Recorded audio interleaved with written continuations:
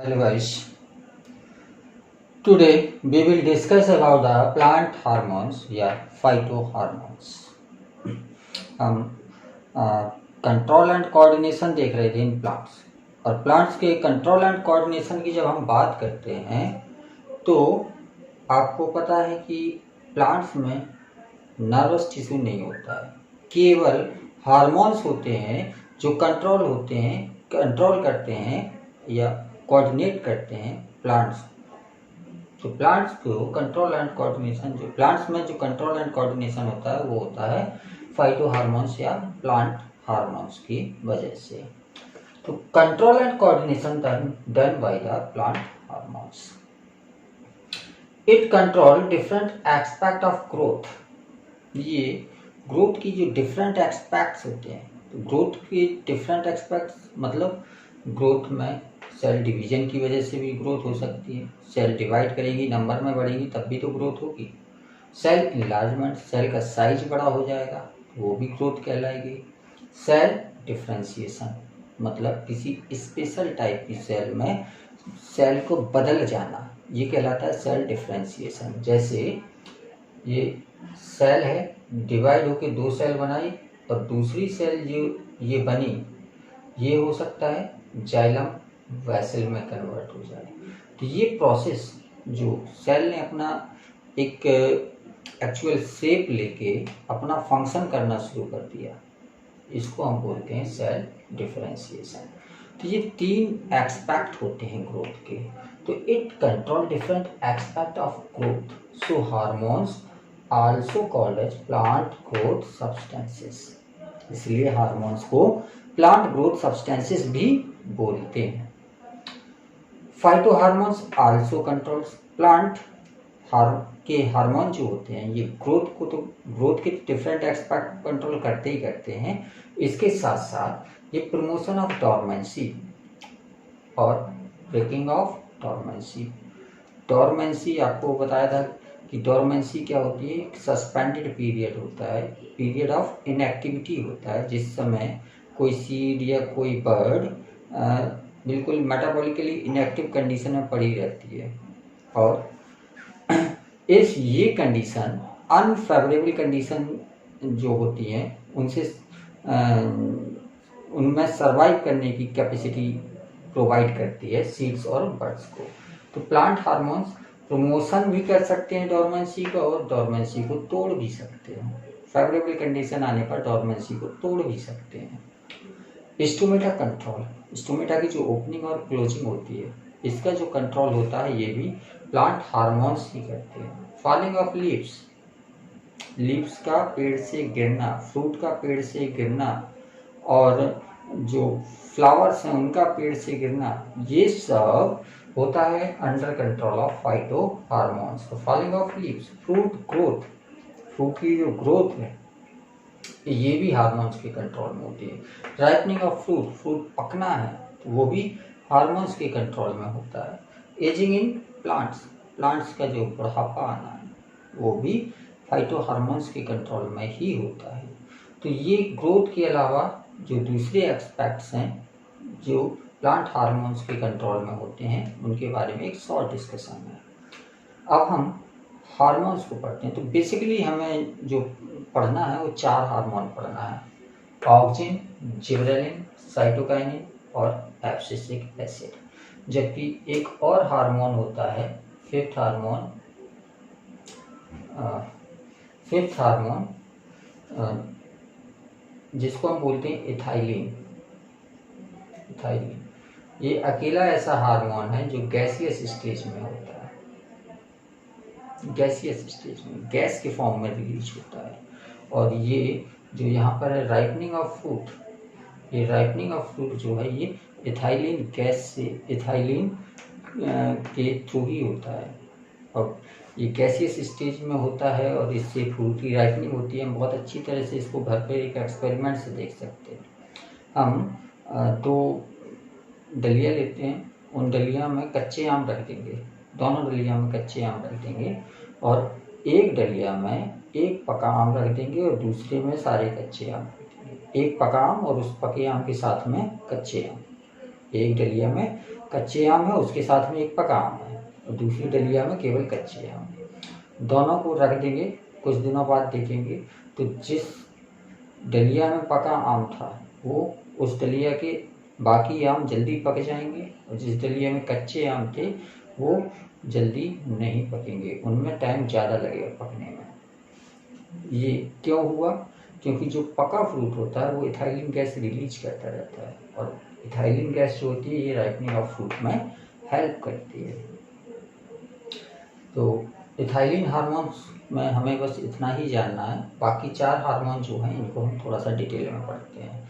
तो पहला हार्मोन है ऑक्सिन हार्मोन, ऑक्सिन, और ये क्या करता है? प्रमोट करता है सेल इनलार्जमेंट और सेल डिफरेंशिएशन को। सेल के इनलार्जमेंट को मतलब सेल को बड़ा होने में, और सेल के डिफरेंशिएशन में, जो अभी बताया था थोड़ी देर पहले। तो ये सेल इनलार्जमेंट और सेल डिफरेंशिएशन को, पहला वाला पॉइंट जो होता है सेल डिवीजन को, इसको इफेक्ट नहीं करता है, प्रमोट नहीं करता, ये केवल सेल के इनलार्जमेंट और सेल के डिफरेंशिएशन को प्रमोट करता है। प्रमोट फ्रूट ग्रोथ, ये फ्रूट की ग्रोथ को प्रमोट कराता है, फ्रूट की ग्रोथ को प्रमोट कराता है।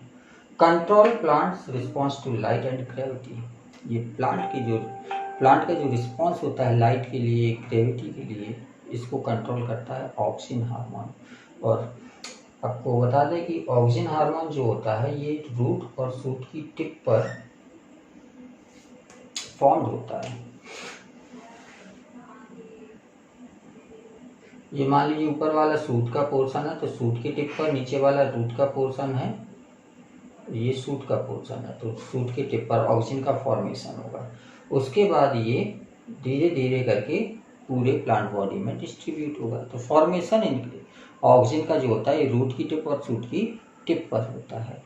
और ऑक्सिन की एक खासियत होती है कि ये move away from sunlight and towards the gravity, gravity की तरफ भागता है और सनलाइट से दूर भागता है।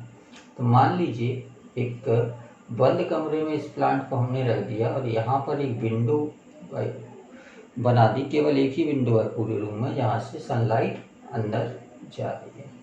तो ये क्या करेगा, सूट में जो ये तो रूट तो अंदर है, इसमें तो सनलाइट जाएगी नहीं, लेकिन जो सूट है इसमें सनलाइट इस डायरेक्शन से आ रही है, इस डायरेक्शन से नहीं आ रही है। तो इस डायरेक्शन से नहीं आ रही है तो क्या होगा कि जो ऑक्सिन होगा वो सैड लविंग होने की वजह से, सैड लविंग होता है, ये छाया पसंद करता है, तो ये इस तरफ को इकट्ठा हो जाएगा, और जिस तरफ ऑक्सिन इकट्ठा होगा उस तरफ क्या होगा, सेल इनलार्जमेंट और सेल डिफरेंशिएशन। तो इस तरफ की सेल्स ज़्यादा बढ़ जाएंगी और इस तरफ की कम बनेंगी, जिसकी वजह से ये लाइट की तरफ प्लांट झुक जाएगा। तो ऑक्सिन ऐसा प्लांट होता है जो मूव अवे फ्रॉम लाइट। दूसरा है टूवर्ड्स द ग्रेविटी। अब इसी एक्सपेरिमेंट को हम इस तरह से देखें कि मान लीजिए हॉरिजॉन्टल पड़ा हुआ है प्लांट, ठीक, ये वाला पोर्शन शूट का है, ये वाला रूट का है, और ये ट्रिप है जहाँ पर ऑक्सिन का फॉर्मेशन हो रहा है। तो ये क्या करेगा, ग्रेविटी के तरफ जाएगा, ग्रेविटी, यहाँ पर सनलाइट बराबर आ रही है दोनों पोर्शन में, रूट में भी और शूट में भी, तो सनलाइट तो यहाँ पर इफेक्ट डालेगी नहीं, लेकिन ये ग्रेविटी डालेगी यहाँ पर। तो ग्रेविटी की तरफ ये क्या करता है, इकट्ठा हो जाएगा, नीचे की ओर इकट्ठा हो जाएगा। क्यों? It auxin move away from the light and towards the gravity, gravity की तरफ ऑक्सिन मूव करता है। और एक पॉइंट यहाँ पर ये है, auxin has opposite effect on root and stem, stem और रूट पर इसका अपोजिट इफेक्ट होता है। तो मतलब क्या है कि अगर ये रूट है तो रूट में ये जो ग्रोथ कराएगा ये इस तरफ कराएगा, लेकिन शूट में ये अपोजिट डायरेक्शन में ग्रोथ कराएगा, इसलिए शूट हमेशा ऊपर की ओर जाता है, रूट हमेशा नीचे की ओर आती है। तो ऑक्सिन का जो रोल होता है, इस सूट में अलग होता है, रूट में अलग होता है। सूट में अलग होता है और रूट में अलग होता है। रूट में ये ग्रोथ कराता है टूवर्ड्स द ग्रेविटी और सूट में ये ग्रोथ कराता है अपोजिट टू ग्रेविटी। तो ये इंपॉर्टेंट पॉइंट है, इसको याद रखना। Auxin has opposite effect on root and stem. Basically ये तीनों पॉइंट इंपॉर्टेंट है। Auxin is made at the tip of root, tip of दो बार हो गया, tip of stem and root, tip of stem and root. तो stem और root की टिप पर इनका फॉर्मेशन होता है। Oxygen move away from lights and towards the gravity, light से ये दूर भागता है और ग्रेविटी की तरफ भागता है। और oxygen has opposite effect on root and stem, root और स्टेम में ये अपोजिट इफेक्ट शो करता है। सूट को ग्रेविटी के अगेंस्ट ले जाएगा जबकि रूट को ग्रेविटी की तरफ ले जाएगा, रूट को ग्रेविटी की तरफ ले जाएगा। तो ये ग्रोथ के लिए इनके इफेक्ट हो गए। सिंथेटिक ऑक्सीजन भी तैयार करते हैं लोग। हमने देखा कि ग्रोथ के लिए बहुत ज़रूरी है ऑक्सीजन। तो जब ऑक्सीजन ग्रोथ के लिए ज़रूरी है तो जो हॉर्टिकल्चर और एग्रीकल्चर में इसका बड़ा यूज होता है, लेकिन नेचुरल ऑक्सीजन तो हमें इतना ज़्यादा अमाउंट में नहीं मिल सकता है कि उसको हम खेतों में यूज कर सकें, हॉर्टिकल्चर में यूज कर सकें। तो इसके लिए हम क्या करते हैं, आर्टिफिशियल या सिंथेटिक ऑक्सीजन तैयार करते हैं। Indole acetic acid, indole butyric acid, naphthalene acetic acid, IAA, IBA, NAA, indole acetic acid, indole butyric acid, naphthalic acetic acid. ये क्या है, नेप्थलीन एस्टिक एसिड और इंडोल ब्यूटारिक एसिड और इंडोल एस्टिक एसिड, ये synthetic oxygens हैं जो बिल्कुल oxygen की तरह काम करेंगे। जो ऑक्सीजन काम करेगा वही ये काम करेंगे, बस ये होते कैसे सिंथेटिक, ये प्लांट्स में नहीं बनेंगे, इनको हम आर्टिफिशियल तरीके से बनाएंगे। तो synthetic oxygens are applied in agriculture and horticulture. Growth promoter के फॉर्म में इसको यूज किया जाता है। इनको प्लांट टॉनिक बोलते हैं। प्लांट के लिए टॉनिक है, क्यों, जो ग्रोथ ज़्यादा करा रहे हैं, तो प्लांट के लिए टॉनिक है। तो आम भाषा में किसान लोग इसको प्लांट टॉनिक बोलते हैं, कहते हैं टॉनिक, प्लांट की टॉनिक है ये। Gibberellin is second hormone. Gibberellin second hormone होता है और जिबरेलिन जो होता है ये भी बिल्कुल ऑक्सीजन की तरह वर्क करता है, लेकिन अकेले नहीं करता, इन दी प्रेजेंस ऑफ ऑक्सीजन। जब ऑक्सीजन होगा तब ये क्या करेगा, सेल की इलार्जमेंट और सेल का डिफरेंशिएशन और ज़्यादा करा देगा। ऑक्सीजन तो करा ही रहा था, जिबरेलिन है तो ये और ज़्यादा ग्रोथ करा देगा। In presence of oxygen gibberellin promotes the enlargement and differentiation of the sales.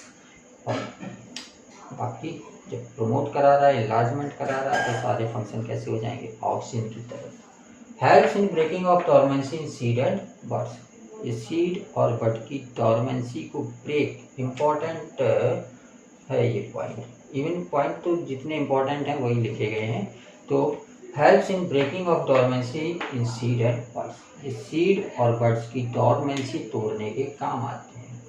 Promote growth in fruits, ये फ्रूट की ग्रोथ करा रहे हैं। डिफरेंस है, फ्रूट की राइपनिंग जो थी वो इथाइलिन से हो रही थी, फ्रूट की ग्रोथ जो है, ये फ्रूट की ग्रोथ जो करा रहे हैं ये ऑक्सीजन करा रहा है और जिबरेलिन करा रहे हैं। It involves mainly in suit elongation, इस सूट के इलॉन्गेशन में हेल्प करते हैं। और इवन इसकी जो डिस्कवरी हुई थी जिबरेलिन की, वो भी सूट के इलॉन्गेशन की वजह से हुई थी। जिबरेलिन की जो डिस्कवरी हुई थी, ये जिब्रेला फ्यूजिकोराई, ये एक फंगस होता है, फंगस। तो जापान में जब ये जो राइस की डार्क वैरायटी थी, जो हाई यील्डिंग वैरायटी थी, उसमें ये फंगस लग जाता था। और जिस प्लांट में ये फंगस लग जाता था, वो प्लांट की जो डार्क वैरायटी, इतने प्लांट होने चाहिए थे, वो प्लांट एलोंगेट होकर काफ़ी लंबे हो जाते थे, और लंबे होने की वजह से इनकी प्रोडक्टिविटी कम हो जाती थी। और इस डिसीज को बोलते थे foolish seedling disease, foolish seedling disease. मतलब ये बेवकूफ़ मानते थे कि ये जिस बीज से प्लांट बना है वो सीडलिंग बेकार था, फूलिश था वो। तो फूलिश सीडलिंग डिसीज इसको बोलते थे, इसी को बेकाने डिसीज भी बोलते थे, फूलिश सीडलिंग डिसीज या बेकाने डिसीज। तो ये बाद में ये पता किया गया कि ऐसा इस फंगस से क्या निकलता है जिसकी वजह से ये प्लांट्स लंबे हो जाते हैं। तो फूलिश सीडलिंग डिसीज बोला गया था, वो बेसिकली गलत बोला गया था। क्यों? सीडलिंग की वजह से ये था ही नहीं, ये किसकी वजह से था? फंगस की वजह से। तो फंगस की वजह से जब ये था तो फिर बाद में पता करने की कोशिश की कि इस फंगस में ऐसा क्या होता है। तो इस फंगस में क्या था? जिबरेलिन। और ये जिबरेलिन क्या करता था? प्रमोट ग्रोथ इन फ्रूट्स, तो ठीक है, promote cell enlargement and differentiation, cell enlargement and cell differentiation, जिसकी वजह से ये लंबे हो जाते थे और इन्वॉल्व होते थे मेनली इन शूट इलॉन्गेशन, शूट इलॉन्गेशन में मेनली इन्वॉल्व रहते थे। और ये प्रमोट करते हैं ग्रोथ इन फ्रूट्स, फ्रूट्स की ग्रोथ को ये प्रमोट करते हैं। तो ये जिबरेलिन्स के मेन फंक्शन होते हैं।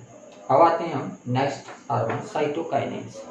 अभी तक दोनों ये पढ़े थे, ये सेल इनलार्जमेंट और सेल डिवीजन डिफरेंशिएशन, दो एक्सपेक्ट को पूरा कर रहे थे। तीसरा जो एक्सपेक्ट है सेल डिवीजन का, ये पूरा करता है साइटोकाइनेन्स। मतलब इस ऐसा हार्मोन होता है जो कि सेल की डिवीजन कराता है, सेल की डिवीजन कराता है। Helps in breaking of dormancy of seed and buds, ये सीड और बड की डोरमेंसी को तोड़, जिबरेलिन की तरह। जिबरेलिन भी सीड और बड की डोरमेंसी को ब्रेक करते थे, ये भी सीड की डोरमेंसी और बड की डोरमेंसी को ब्रेक करते हैं। Delay the ageing of leaves, ये लीव्स जो होती हैं उनके बुढ़ापा आने को देखते हैं, मतलब लीव्स का जो फॉल होता है वो डिले कर देता है, देर में पत्तियां गिरती हैं। Promotes the opening of stomata, important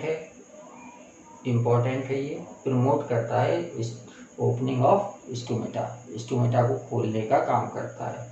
promotes fruit growth, तीनों फ्रूट की ग्रोथ करा रहे हैं, कॉमन है ये तीनों में, तीनों फ्रूट की ग्रोथ करा रहे हैं। लास्ट हार्मोन जो है ये है एब्सिसिक एसिड। और एब्सिसिक एसिड ये बेचारा ऐसा हार्मोन होता है जो फालतू में बदनाम होता है। क्यों? क्योंकि जब हम इनके फंक्शंस की तरफ देखते हैं तो हमें ये लगता है कि ये तो सब बेकार के फंक्शन करता है जिनकी कोई ज़रूरत नहीं है, जिनसे नुकसान होगा। लेकिन बेसिकली ये नुकसान वाले काम नहीं करता है, ज़रूरत पर काम की चीज़ों को बंद करता है। अब इनके फंक्शंस को देखें। ग्रोथ इनहिबिटर, हमें लगेगा ग्रोथ रोक रहा है तो ये बुरा कर रहा है, नहीं। जब एडवर्स कंडीशन होगी तो ग्रोथ रोकना जरूरी होगी, तो उस समय ये क्या करता है? प्लांट की ग्रोथ को रोकता है। अगर एडवर्स कंडीशन है, पानी वानी की कमी है या मिनरल्स की कमी है या टेम्परेचर सुइटेबल नहीं है और ग्रोथ लगातार होती जा रही है तो एनर्जी बहुत ज़्यादा लॉस होगी। मिनरल्स वाटर कुछ आ नहीं रहा, पानी की कमी है, मिनरल्स जा नहीं रहे हैं, तो क्या होगा? प्लांट्स की पूरी एनर्जी एग्जॉस्ट हो जाएगी। तो उस समय प्लांट की ग्रोथ को रोकना जरूरी हो जाता है। और प्लांट की ग्रोथ को उस समय कौन रोकता है? Abscisic acid. Promote dormancy in seed and buds, buds और सीड में डोरमेंसी को प्रमोट करता है। अब डोरमेंसी अनफेवरेबल कंडीशन है और अगर बड्स लगातार फ्लावर्स बना रही हैं, फ्रूट्स बन रहे हैं, तो क्या होगा? Wastage of energy. तो उस वेस्टेज ऑफ एनर्जी की रोकने के लिए बड्स को क्या करेगा? डोरमेंट कर देगा, जिसकी वजह से एनर्जी उसके अंदर कंजर्व हो जाएगी, बच जाएगी। सीड्स हैं, सीड्स फेवरेबल कंडीशन है नहीं और सीड जर्मिनेट करने की कोशिश कर रहा है, क्या करेगा? जैसे ही जर्मिनेट होगा वो मर जाएगा। तो बड्स और सीड्स की डोरमेंसी को ये अनफेवरेबल कंडीशन में प्रमोट करता है। प्रमोट क्लोजिंग ऑफ स्टोमेटा, सारे फंक्शन ऐसे लगेंगे जैसे उल्टे हो रहे हो, ऐसा ना होना चाहिए, लेकिन ज़रूरत पर बहुत तेज धूप पड़ने लगती है, एवापोरेशन बहुत ज़्यादा हो जाएगा, प्लांट्स को पानी कंजर्व करना है तो अब उसको स्टोमेटा को क्लोज करना पड़ेगा। तो उस कंडीशन में ये स्टोमेटा को क्लोज करता है। Promote wilting and falling of leaves, पतझड़ का मौसम आ रहा है, गर्मियाँ बहुत ज़्यादा आ रही हैं, पत्ते ज़्यादा रहेंगे, एवापोरेशन ज़्यादा होगा, तो ये क्या करेगा? लीव्स के फॉलिंग को प्रमोट कर देगा। लीव्स जितनी है सब गिर जाओ, जिससे क्या होगा, लीव्स गिर जाएंगी तो इवापोरेशन कम हो जाएगा। Causes detachment of flower and fruits, जब फ्लावर और फ्रूट पक जाएंगे तो उनका टूट के गिरना जरूरी है। अगर वो टूट के नहीं गिरेंगे तो अपने सीड का डिस्पर्सल नहीं कर पाएंगे। तो फ्रूट्स का जो डिटैचमेंट होता है या फ्लावर्स का जो डिटैचमेंट होता है वो किसकी वजह से होगा, एब्सिसिक एसिड की वजह से। और this is all about the plant hormones. इसके आगे कंटिन्यू करेंगे नेक्स्ट टाइम पर।